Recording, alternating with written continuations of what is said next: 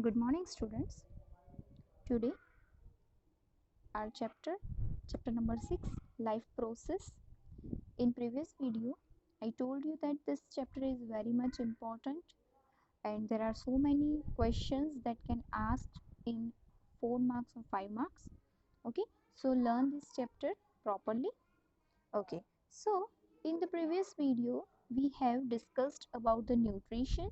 So again, I am going to tell you the definition, explain you the definition of the nutrition. So what is actually the nutrition? So nutrition is the process of intake of nutrients. So nutrition is what? Nutrition is the process of intake of nutrients. जो हम nutrients लेते हैं, कौन कौन से nutrients? Like carbohydrates, fats, proteins, minerals, vitamins and water. तो nutrition is the process of intake of nutrients. nutrients लेने की process है ये. अब nutrients कौन कौन से हैं? जो है carbohydrates, fats, proteins, minerals and vitamins and water by an organism as well as the utilization of these nutrients by the organism. तो कोई भी organism, living organism क्या करता है? न्यूट्रिएंट्स को लेता है और उस न्यूट्रिएंट्स को लेने के बाद वो उसका यूटिलाइजेशन करता है. यूटिलाइजेशन करना मतलब उसका यूज करना, ठीक है. और इस प्रोसेस को हम क्या कहेंगे? न्यूट्रिशन प्रोसेस कहेंगे. So in previous video we have seen that modes of nutrition. So there are two types of mode of nutrition. First one is the autotrophic mode of nutrition, another one is the heterotrophic mode of nutrition. So heterotrophic mode of nutrition के अलग 3 part थे. First saprophytic, दूसरा parasitic and third one is the holozoic.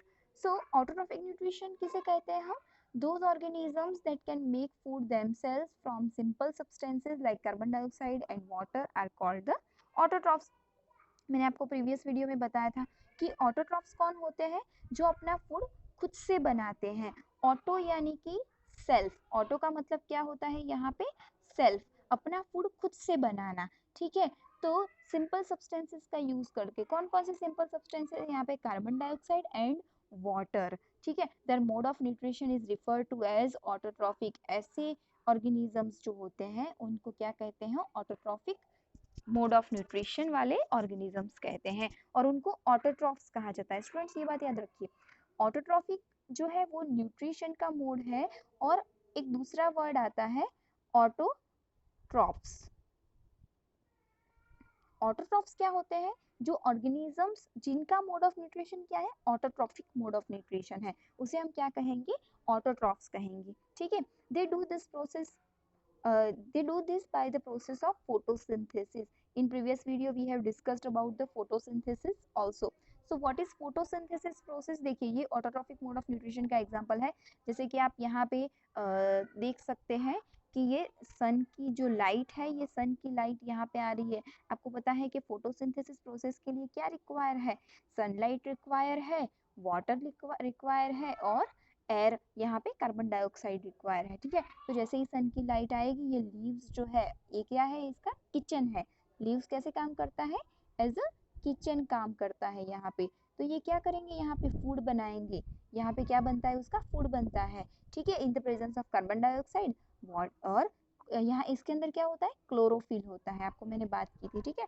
तो autotrophic nutrition is a process where the organism prepares their food from the simple organic inorganic materials like water, mineral salt and carbon dioxide in the presence of sunlight. तो ये क्या करते हैं? अपना food खुद से बनाते हैं. कार्बन डाइऑक्साइड लेते हैं और हमें क्या प्रोवाइड करते हैं? ऑक्सीजन प्रोवाइड करते हैं, ठीक है. तो ये हो गया ऑटोट्रॉफिक न्यूट्रिशन. देखिए process of photosynthesis. Photosynthesis process किसे कहेंगे? The process by which green plants and some other organisms use sunlight to synthesize nutrients from carbon dioxide and water. अब यहाँ पे देखिए कि आप देख सकते हैं कि ये क्या है आपका? ये क्या है आपका? सनलाइट है. प्रोसेस ऑफ फोटोसिंथेसिस की सनलाइट है. ये जो सनलाइट आ रही है किसी भी प्लांट के ऊपर, तो वो सनलाइट किसकी प्रेजेंस में यहाँ पे काम करेगी, सनलाइट की प्रेजेंस में कार्बन डाइऑक्साइड चाहिए, उसको वाटर चाहिए, और इन दोनों के साथ वो क्या करेगी, फोटोसिंथेसिस प्रोसेस करेगी, और फोटोसिंथेसिस प्रोसेस के बाद यहाँ पे वो हमें क्या प्रोवाइड करती है, ऑक्सीजन प्रोवाइड करती है। क्या प्रोवाइड करती है वो हमें, ऑक्सीजन प्रोवाइड करती है और शुगर प्रोवाइड करती है। ठीक है, शुगर यानी in the form of glucose. यहाँ पे ये जो हम पत्ते वगैरह जो खाते हैं इसके फ्रूट्स वगैरह, तो वो उसके अंदर शुगर होती है। ठीक है, अब फोटोसिंथेसिस प्रोसेस, उसके स्टेप क्या है उसके बारे में बात कर ले। फोटोसिंथेसिस प्रोसेस के जो स्टेप है उसके बारे में, सबसे पहले फोटोसिंथेसिस प्रोसेस के अंदर absorption of light energy by chlorophyll.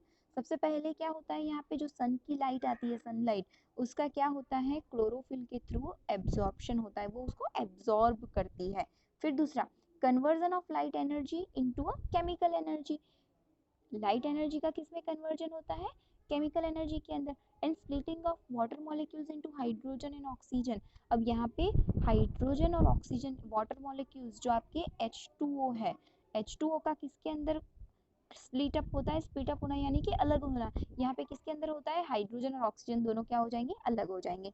Reduction of carbon dioxide to carbohydrates. Carbon dioxide क्या हो जाएगा, कार्बोहाइड्रेट्स के फॉर्म में रिडक्शन होगा। ठीक है, चलिए तो सबसे पहला स्टेप देख लेते हैं, absorption of light energy by chlorophyll. सबसे पहले क्या होगा यहाँ पे, क्लोरोफिल क्या करेगा, लाइट एनर्जी को ऑब्जॉर्व करेगा। दूसरा, लाइट एनर्जी केमिकल एनर्जी में कन्वर्ट हो जाएगी। अब देखिए यहाँ पे आपको दिख रहा है ये H2O, ये क्या हो जाएगा, स्प्लिट अप हो जाएगा, यानी कि दोनों अलग हो जाएंगे। अब यहाँ पे H2O है, लेकिन यहाँ पे आप देखिए हाइड्रोजन यहाँ पे आ गया इसके साथ, और ऑक्सीजन यहाँ पे अकेला आ गया।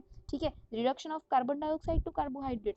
कार्बन डाइऑक्साइड है यहाँ पे, वो क्या हो गया, कार्बोहाइड्रेट्स हो गया। कार्बोहाइड्रेट्स मैंने प्रीवियस सेशन में भी बताया था कि कार्बन और हाइड्रोजन दोनों का जो कॉम्बिनेशन होता है उसे हम क्या कहते हैं, कार्बोहाइड्रेट्स कहते हैं। तो ये फोटोसिंथेसिस का इक्वेशन है।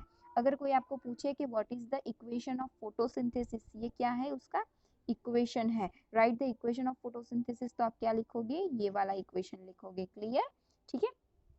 अब कुछ डेजर्ट प्लांट्स जो होते हैं वो क्या करते हैं, कार्बन डाइऑक्साइड नाइट के ड्यूरेशन में लेते हैं and prepare an intermediate which is acted upon by the energy absorb by the chlorophyll during the day. Day time में जो एनर्जी क्लोरोफिल के थ्रू एब्जॉर्ब होती है, उस एनर्जी को लेके रात को कार्बन डाइऑक्साइड क्या करेंगे, कार्बन डाइऑक्साइड लेके डेजर्ट प्लांट अपना फूड बनाएंगे। ठीक है, अब जो क्लोरोप्लास्ट होता है, वो क्लोरोप्लास्ट प्रीवियस वीडियो में भी हमने डिस्कशन किया था कि क्लोरोप्लास्ट क्या करता है, क्लोरोफिल को कंटेन करता है। ठीक है, अब हम बात करते हैं एक्टिविटी के थ्रू कि जो भी फोटोसिंथेसिस प्रोसेस होती है। अब आपको फोटोसिंथेसिस प्रोसेस में मैंने बताया कि कार्बन डाइऑक्साइड रिक्वायर है, क्लोरोफिल रिक्वायर है, वाटर रिक्वायर है। ठीक है, तो ये सारी चीजें समझने के लिए यहाँ पे एक एक्टिविटी दी गई है। उस एक्टिविटी से आप समझोगे कि क्लोरोफिल यहाँ पे क्यों इम्पोर्टेंट है। Chlorophyll is essential for photosynthesis. तो मैं आपको ये एक्टिविटी वीडियो के थ्रू समझाऊंगी, लेकिन वीडियो देखने से पहले सबसे पहले हम थोड़ा बहुत स्टोमेटा के बारे में और गार्ड सेल्स के बारे में हम डिस्कस कर लेते हैं कि स्टोमेटा एक्चुअली क्या है। कि stomata are the tiny pores present on the surface of leave. Leaves के ऊपर छोटे छोटे पोर्स होते हैं, छिद्र होते हैं। ठीक है, massive amount of gases exchange takes place on in the leaves through these pores for the purpose of photosynthesis। तो गैसेस के एक्सचेंज के लिए कौन रिस्पॉन्सिबल है यहाँ पे, कौन हेल्पफुल है यहाँ पे, स्टोमेटा। ठीक है, अब स्टोमेटा क्या करेगा, फोटोसिंथेसिस के प्रोसेस के अंदर जो कार्बन डाइऑक्साइड को इन करता है और ऑक्सीजन को बाहर निकालता है, वो कौन करेगा यहाँ पे, कौन हेल्प करेगा उसको, स्टोमेटा हेल्प करेगा। But it is important to note here that exchange of gases occurs across the surface of stems, root and leaves as well. ठीक है, तो ये एक्सचेंज ऑफ गैसेस जो होता है वो सरफेस के ऊपर होता है। कौन कौन सी सरफेस, स्टेम की सरफेस हो, चाहे रूट की सरफेस हो, या फिर लीव्स की सरफेस हो। ठीक है, since large amount of water can also be lost through this stomata. Stomata के थ्रू आप पढ़े होंगे ट्रांसपिरेशन प्रोसेस, जहाँ पे आपके जो लीव्स होते हैं, पत्ते होते हैं, उसके ऊपर क्या हो जाता है, पानी की एक परत आ जाती है। तो ये क्या है, एक्चुअली वाटर लॉस है, ठीक है। अमाउंट वाटर क्या करता है, प्लांट लूज करता है इसी वजह से। so the plant closes these pores when it does not need carbon dioxide for photosynthesis। उसको जितना जरूरी है उतना कार्बन डाइऑक्साइड ले लेता है, और जब जरूरत नहीं होती तब वो टोमेटा क्या करेगा, अपने पोर्स को बंद कर देगा, अपने होल्स को बंद कर देगा, ठीक है। The opening and closing of the pore is a function of the guard cell. अभी ये ओपनिंग और क्लोजिंग करने का काम किसका है, गार्ड सेल्स का है। किसका है, गार्ड सेल्स। गार्ड सेल्स क्या करेंगे, टोमेटा का ओपनिंग और क्लोजिंग क्लोजिंग ये क्या करेंगे, मेंटेन करेंगे। The guard cells swell when water flows into them causing the stomatal port open। अब गार्ड सेल्स फूल जाते हैं, कब फूलेंगे, जब उसके अंदर पानी जाएगा। फॉर एग्जाम्पल अगर आपके हाथ में एक पॉलीथीन है, ठीक है, छोटी सी पाउच है, पानी का जो पाउच आता है ना, अब पानी का पाउच कब फूला हुआ होता है, जब उसके अंदर पानी होता है। जैसे ही आपने पूरा पानी पी लिया तो वो क्या हो जाएगा, पूरा श्रिंक हो जाएगा, मतलब सिकुड़ जाएगा, ठीक है, खाली हो गया इसीलिए। तो गार्ड सेल्स भी ऐसे ही होते हैं, जब उसके अंदर पानी होता है तब वो कैसे होते हैं, फूले हुए होते हैं, स्वेलअप हो जाते हैं, और इसकी वजह से ये क्या होता है, स्टोमेटा ओपन हो जाता है। और सिमिलरली पोर्स जब क्लोज होते हैं तो गार्ड सेल्स क्या करते हैं, अपना पानी सारा बाहर निकाल देते हैं, इसी वजह से पोर्स क्या हो जाते हैं, बंद हो जाते हैं, ठीक है। तो अब हम देखते हैं कि एक्टिविटी 6.1 का video, chlorophyll is essential for photosynthesis, अब ये क्यों है, ठीक है, ये कैसे पता चलेगा, तो एक स्मॉल वीडियो है, आप देखिएगा। To show that chlorophyll is necessary for photosynthesis. Materials required: Coleus plant, watch glass, test tube, 2 beakers with water, iodine solution,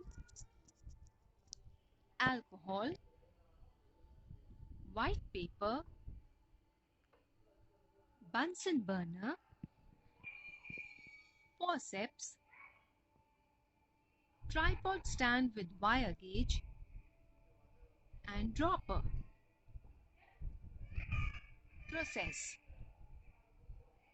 pluck a coleus leaf from plant. Coleus leaf contains both green and non-green areas. Transfer the leaf on a white sheet of paper and draw its outline. Mark the green and non-green areas carefully on it. Now boil this leaf in water to kill it.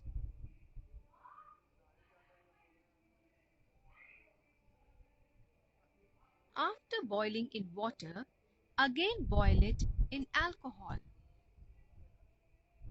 The purpose of boiling leaf in alcohol is that it dissolves greenish part, that is chlorophyll. Then wash the leaf in cold water and place it in a watch glass. Now pour some drops of iodine solution over it. Compare the leaf with the drawing you had made.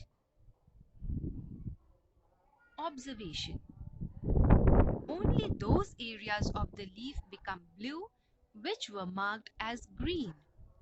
Conclusion: this shows that chlorophyll is necessary for photosynthesis. Okay students, तो आपने देखा यहाँ पे कि हमने एक leaf लिया जिसके अंदर ग्रीनी और नॉन ग्रीन दोनों पार्ट्स थे, और फिर उस लीफ को हमने क्या किया, पहले पानी के अंदर बॉईल किया, फिर उसी लीफ को हमने अल्कोहल के अंदर बॉईल किया। तो जैसे ही हमने अल्कोहल के अंदर उसको बॉईल किया तो वो उसका जो पूरा ग्रीनिश पार्ट था वो पार्ट क्या हो गया, पूरा चला गया। फिर उसके ऊपर हमने क्या डाला, आयोडीन सोल्यूशन डाला। तो जैसे ही आपने उसके ऊपर आयोडीन सोल्यूशन डाला तो आपका जो लीफ था वो क्या हो गया, ब्लू कलर का हो गया, जहाँ पे ग्रीन था, ठीक है। तो कंक्लूजन क्या निकलता है यहाँ पे, कि ये दिखाता है कि क्लोरोफिल यहाँ पे फोटोसिंथेसिस प्रोसेस के लिए बहुत ही ज़्यादा इम्पॉर्टेंट है, ठीक है। So that is the activity 6.1। Now it's time for activity 6.2। Just a minute. To show that chlorophyll is necessary for photosynthesis,